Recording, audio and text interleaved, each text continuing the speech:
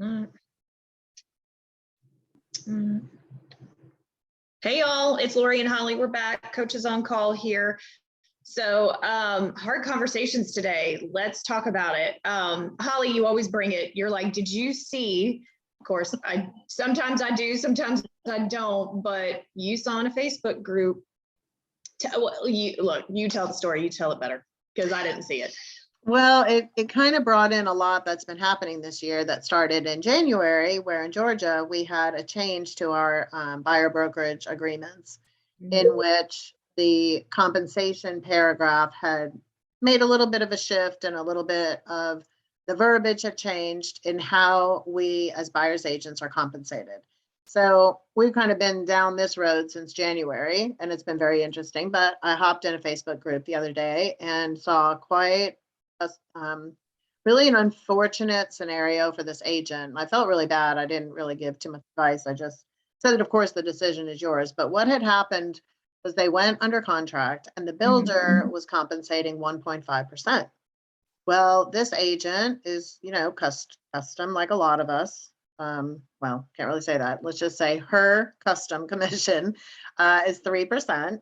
So she had the conversation with them and said, this is a new build. There's a lot involved. I'm typically compensated this, and I'd love to work with you and represent you. Are you willing to pay, the extra above and beyond? And they were like, oh my gosh, of course, of course. So they were all on board. Now, I'm not sure in the post, it did not say whether it was in writing. Or I can't remember if she got it in writing. I'll just put it that way. So maybe it was in writing. I'm not sure. Anyway, they're going through this process. So she's under the assumption she's going to be fully compensated. And apparently it turns out to be quite a big project. And she was extremely involved, and it was over 8 months. And she put in a lot of time, according to her. So a lot of time was invested. There was quite a few issues that had arisen. So fast forward 8 months, now we're getting close to the closing date. And I believe it was about 2 weeks out.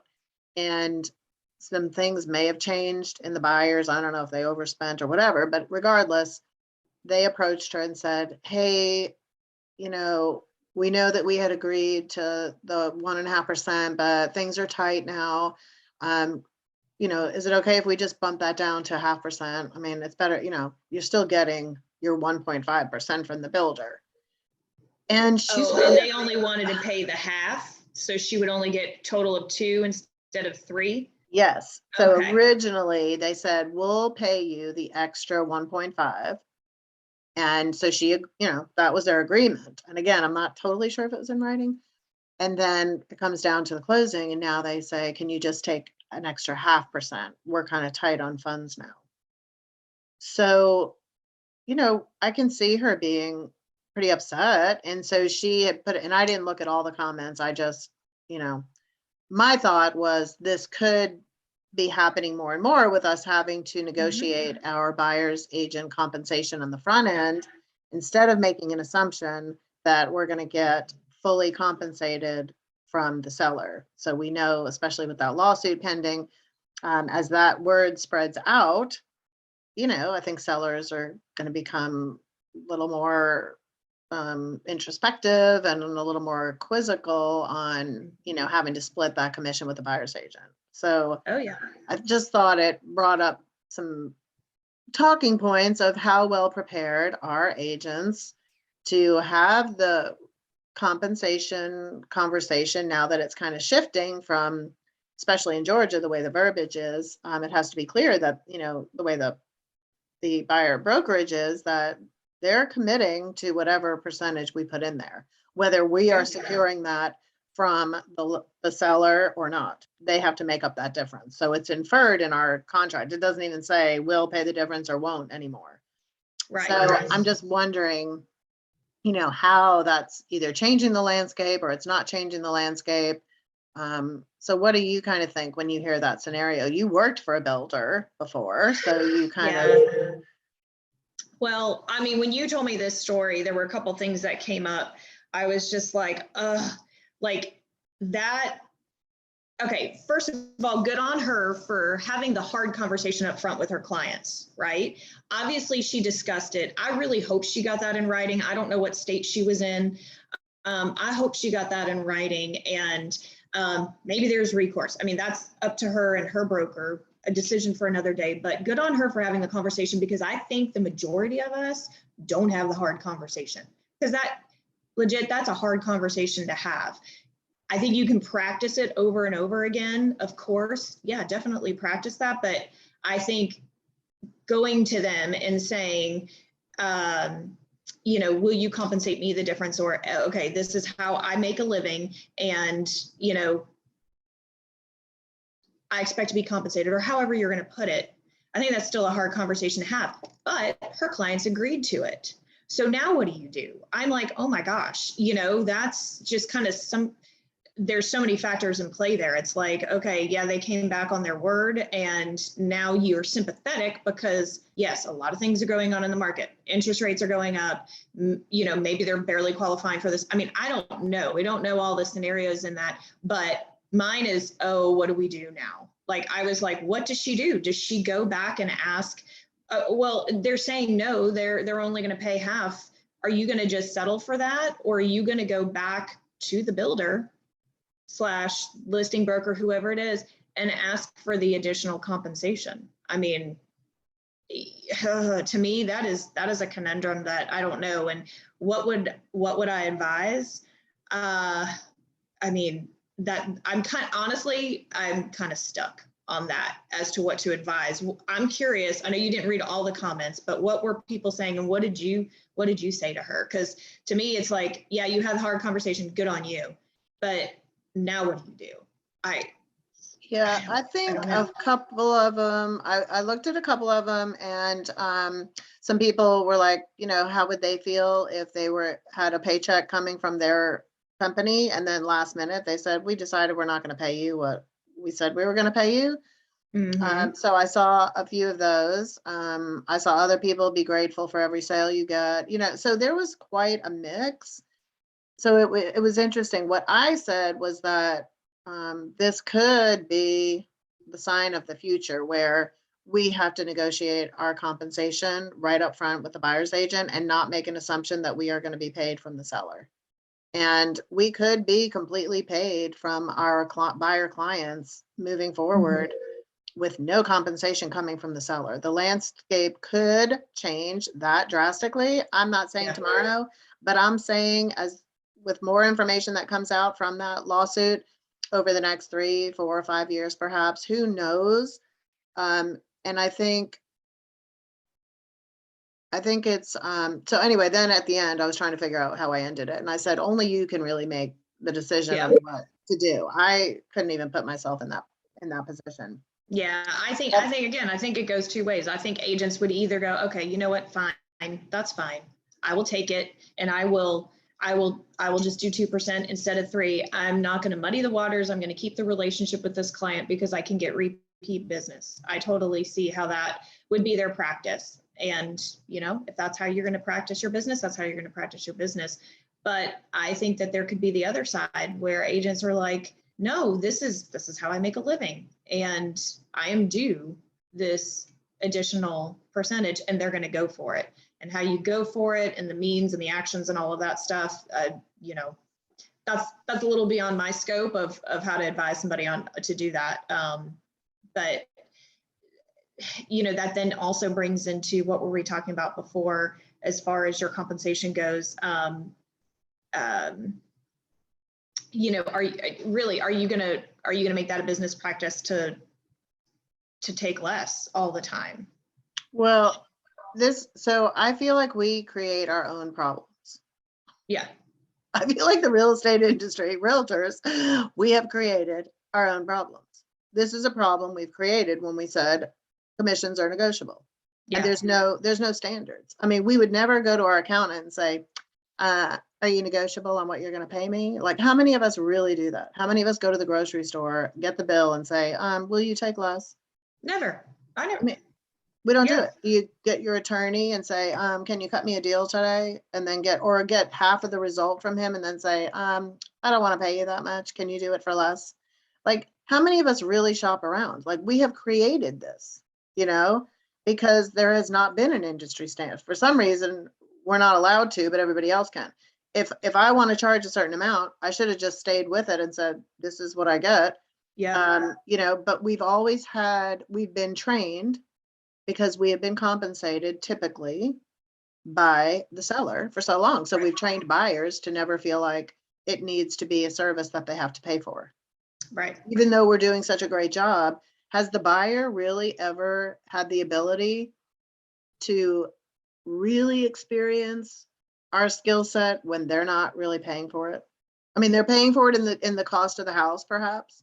Yeah. But truly, when you really break it down, it's never been an added fee that they're really saying, okay, I'm willing to pay you $21,000 to make sure that you're going to negotiate on my behalf. You're going to take care of the 184. We've never broken it down that way. We are so confident going into our sellers and saying, we're charging this amount because this is all the things that we do, and I'm worth it. And I'm willing to give half of it away. Like, we've just created such a, you know, they always say buyer's agency was the best thing that was created, but before a buyer's agency, everybody represented the seller. Yeah. So could we be shifting back to everybody representing the seller? And I don't know, like, this is what is so interesting to me.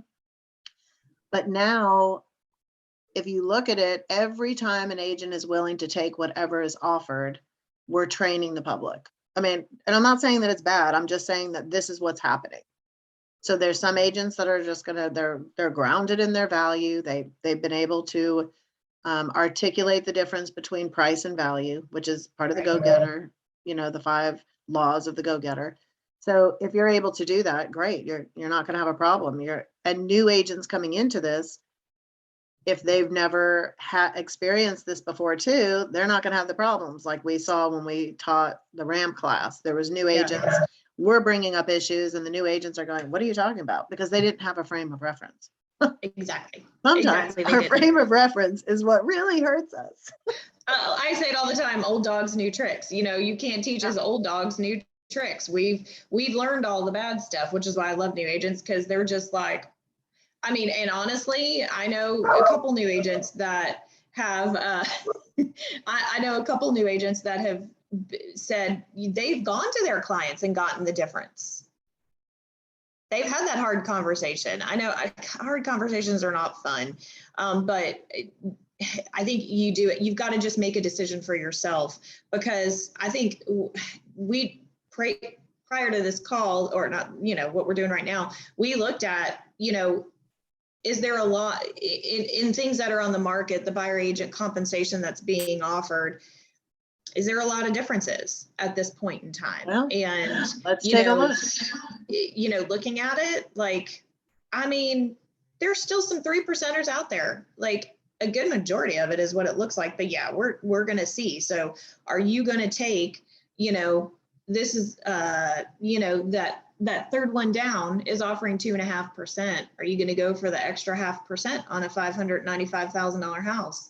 Some agents we've taught, they're like, nah, not on that. I'll just let that 0.5% go and just let it not stand in the way. And then others are, I'm going for that extra 0.5%. Well, and here's 2.25. Then there's plenty of 2%. So I think what the issue comes is when you're showing all these different property, here's 2%, 2.5, 2.75, 3, 2.5, 3, 2, 3, 3. You don't know what you're going to be compensated. No. So, and you have to fill something out in the buyer brokerage agreement. Now, if you want to put in a stipulation that's going to say, okay, I'm going to get this, I'm going to get this, then it comes down to, well, what listing agent isn't going to start to feel like, well, the buyer's agent needs to negotiate their own fees, so I'm going to take 4 and offer 1. Like, I mean, I'm not saying that's going to happen, but here's another view. One of the agents in our office, she'll look at that. You know, she's looked at that. She's looked at what the buyer agent gets compensated for when she represents buyers. If it's 2%, 2.5%, anything below 3, she is calling that listing agent. And and I've done this before. I only had to do this one time, and I got instead of 2, I got 3 because I called the listing agent and said, I have a BBA signed. I don't want to ask my buyer for the extra percent. And she said, okay, I'll split it with you, and I'll give you 3 and I'll take 2. Well, our agent has called the listing agent and said, you decided to reduce your commission, not me. I'm out here, I'm bringing you a ready, willing, and able buyer. I'm bringing this person to you. You're the one who decided to reduce your commission, not me. And we're co-oping together. So she asks them to compensate her 3%. So even if the listing agent agrees, because the seller's paying it. Yes, the The seller's seller's paying it. So really, if they're splitting it, if it's, 2 and 2, and then the buyer's agent is asking the listing agent to pay more, I mean, I know there's states where listing agents always offer less because they're the one carrying the cost of the listing. So, I think that's kind of interesting, but I've heard of another, you can just put it into the purchase and sale agreement and let the seller decide let the seller decide if they want to raise the commission that's being offered, because it's ultimately the seller's decision. The listing agent, you can start with the listing agent and say, are you willing to take less? That, to me, I mean, I don't know. I'd probably just put it right in the purchase and sale agreement and say, as a special stipulation, buyer's agent is requesting 3% commission to bring qualified buyer. Yeah. So, I mean, it going ahead, it going into it, you're making that offer for your buyer. If it's 2.5, you can, right into, we even have a special stipulation, I think, already worded out, saying that, we're asking the listing agent to pay us the difference. If compensation, I guess, is offered less than 3%, we're asking the listing broker to pay the difference. But then it also states in there that if the listing broker doesn't want to, then we're asking the seller to. Well, and you have to have the conversation with that's why it all stems from the buyer brokerage agreement, because it's not ethical to not show someone a property if you're not going to be paid. Plus they can find, and that's not in the best interest. And if anyone's doing that, shame on you, and I'll call you out on it. I don't care what you say. And I agree with that. I agree with that. Don't let it get in the way. Don't let it get in the way of the showing. If you're not strong enough to set the expectation in the conversation at the beginning, then in my opinion, you show everything that's available, period. Like they could get it. That's a big ethical thing in my opinion. Now, and that's really what started the lawsuit. So I hope everybody realizes that the whole lawsuit was started because someone said, if you don't offer enough, no one's going to show your house. That's what started the entire thing. So anyway, so to me, if you have the conversation, say, my fee is 3%. What we're seeing in the marketplace is that the sellers are offering less because the seller has to approve of what the buyers, it's in their agreement. The listing agreement shows the split right away on what that listing agent is willing to offer a cooperating broker. So they're signing off on it. It's not like an agent gets to change it whenever they feel like it. Not without the sellers. The seller is agreeing to whatever that listing agent is doing. Am I correct? Correct. So they can't just inadvertently change the commission when they feel like it without the seller being involved and knowing about it. And that's why I think it needs to be in the purchase and sale agreement, because ultimately it's the seller's decision to say, no, we agreed that we were going to pay, that you were going to pay 2% to a co-op. And so if you don't want to change what you're offering, I'm fine with that. You know what I mean? Or they may say, I was only offering you 3. What if people start offering 0.5% to a buyer's agent? Like, and I'm not saying that all is going to happen. So no, people don't need to go crazy. I know this is a hot topic anyway, so I'm sure we're going to get lots of comments, which we want. So my one thing I wanted to say was, in the beginning, if you're just honest with your client and say, listen, I typically have always secured my earnings from the cooperating of the listing agent. So the seller agrees, and most of your buyers, a lot of them have sold a house, so they know They've already been on the selling side, typically, not always, but so just say typically it's 3%. What we're seeing in the marketplace is that commissions have come down. We're seeing 2.5, we're seeing 2, as I can show you. If you pull up whatever price range you're showing them, we've actually seen less than 3% in a lot of the lower price points. Higher price points, it seems to be the full 3%, whatever.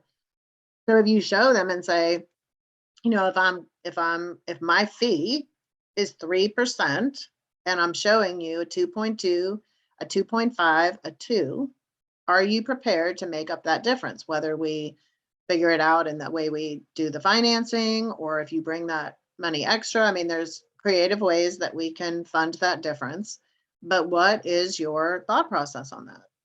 So, and if you're not willing to do that, then if you put in Georgia, if you put 3%, then you should be getting 3%. So if you don't get 3% and you're just taking less, they also need to know that you're willing to take less, because otherwise they're under the buyer brokerage agreement to fund that full 3%. Exactly. So you're kind of breaking the agreement. I guess it's not a big deal, but if they need to understand that if you're not going to charge the 3%, if you're willing to take 2% or 2.5, that I think also needs to be in writing for a level of comfort for them. I believe so. I agree with you. Yes. So and there's a special stip that you can put in for that, but I'm just curious what most agents are doing. And I haven't talked to anybody. I'm gonna guess, and I hate to guess because I mean, I don't want to put a number on it, but when we had that mastermind one time and we talked about this in the mastermind, a good bit of them are saying they're not going to go back and ask. I remember them saying that. So that's their choice. I mean, that's their choice. It's totally their choice, but all we're doing is saying it's okay to take less. Yes. Less. And then everyone's just going to be going after listings. But then do you know your business well enough to be like, you know, it's okay if I don't ask for the difference. I mean, like, either as a new agent getting started, or maybe you're only in it for 2 or 3 years. Maybe you're not looking at your business that way. Like, has anybody ever looked at, okay, when I'm working with a buyer, this is how many hours I'm with them on average, and this is the typical cost that I'm going to absorb when working with a buyer. So does it make, just cold hard facts and mathematics, I guess, does it make sense for me to take a hit on what I could typically be fully compensated for versus what I'm willing to settle for? I know, but I don't know if anybody's looking at that.